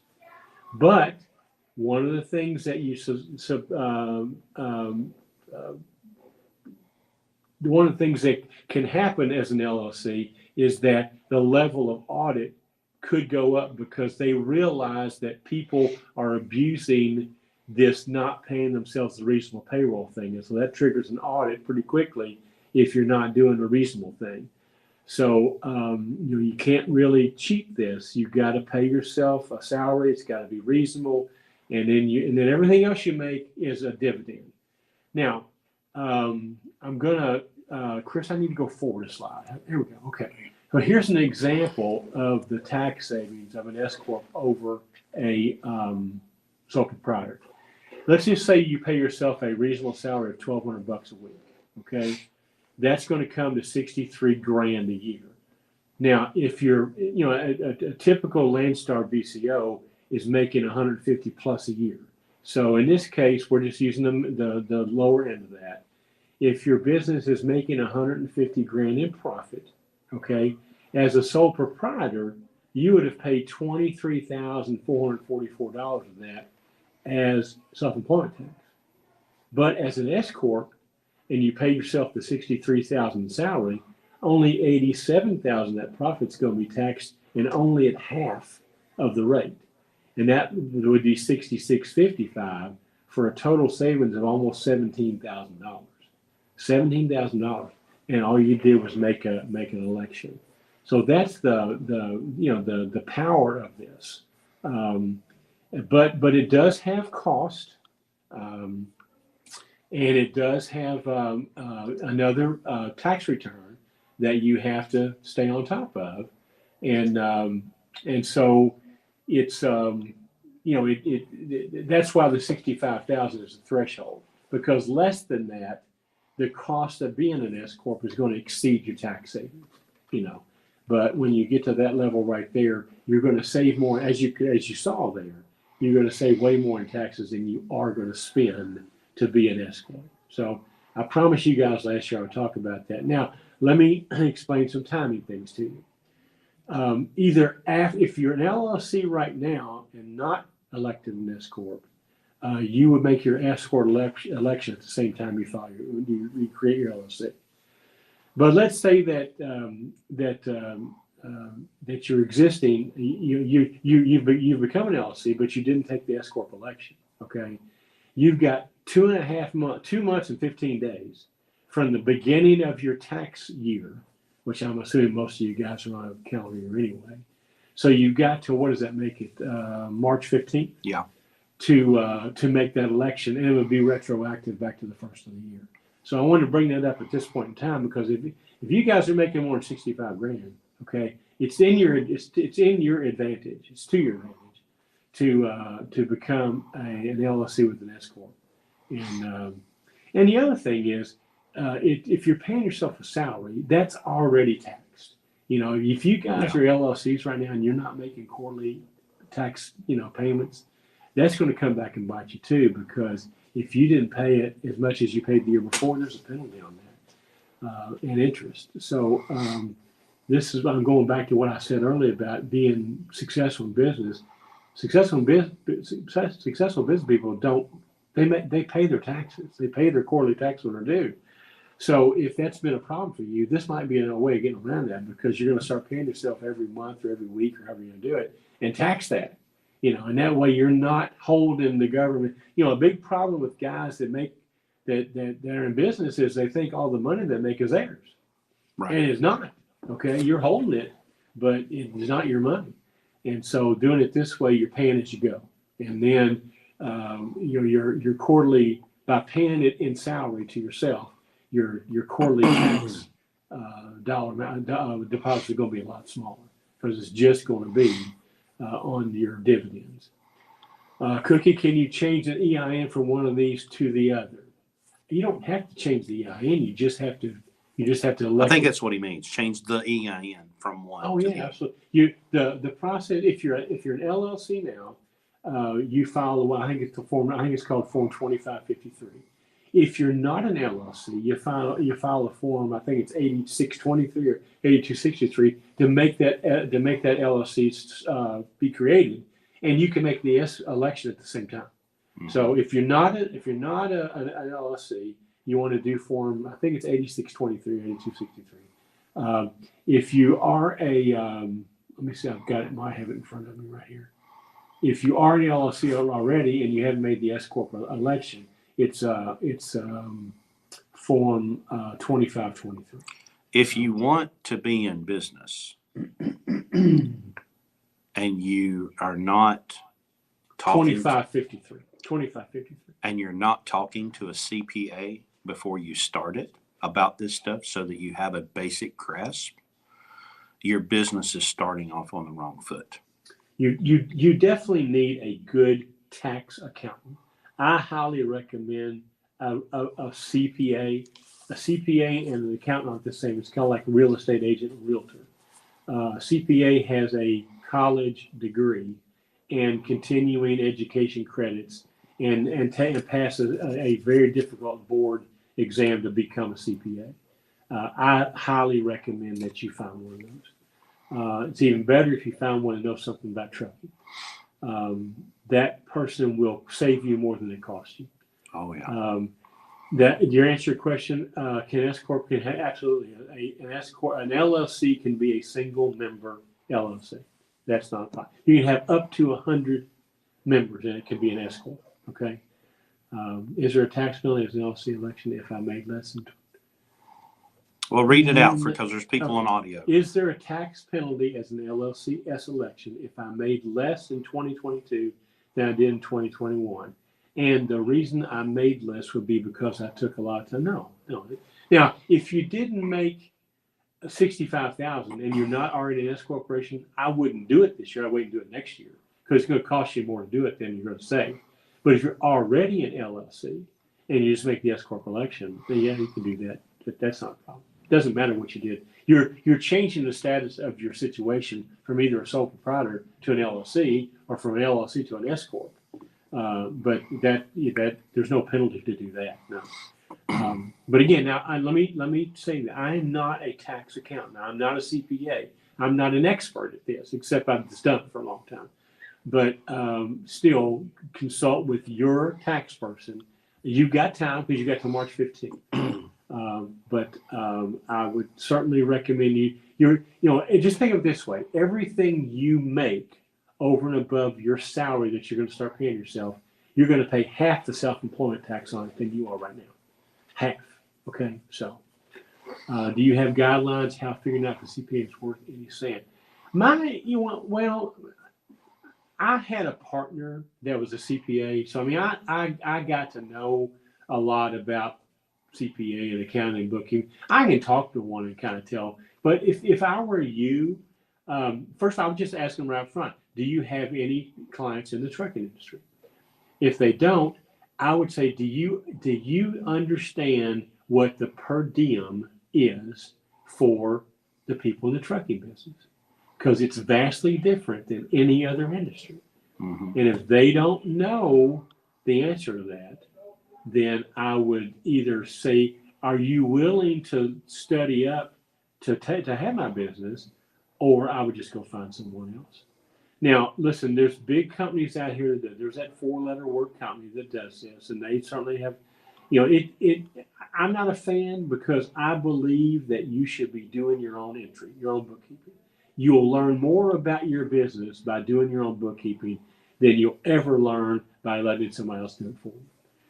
But I don't recommend you do your own tax return. Okay, I don't even do that, and I'm pretty damn good. Okay, but I do all of my own accounting. And oh, by the way, we do have an accounting program here. We have two things. I can teach you how to do it, or I can do it for you. Okay, go to the website and you'll find the information there. But using ATBS or using any of the trucking things, that's fine. But I beg you to take out the reports and study them, go over them with a fine-tooth comb, memorize them, because half the benefit of having the numbers is interpreting what they mean and looking for trends and understanding where your money's going. If you get somebody to do it for you and all you do is just throw it in the box, you're not getting anything. You're getting it done. You're satisfying the requirement that the IRS says you got to do it, but you're not learning anything from it. You don't know anything about how, what's your percentage of fuel to revenue. I would say most people probably high 20s, low 30s. If you really start tracking that and you start working on your fuel miles, ours is like 21. Okay. Part of the reason why we're so profitable is because we don't spend much money on fuel. Okay. So, and that's with fuel being crazy outstanding, but understand controlling cost is all about knowing the numbers. You've heard us tell the story last year. We started out last year with 7 trucks. We ended up with like 13 or 14. Well, in March, I'm looking at our tolls and I'm like, Jesus, at the current rate, our tolls are going to be to $40,000 by the end of the year. Okay. So we jumped on it. We had a meeting. We talked to everybody. We made everybody understand, the decision-making process of taking a toll road or not taking it. Turns out we end up with our tolls for 13 trucks was less than $20,000. By the way, our tolls were in 2022, $10,797. Nice.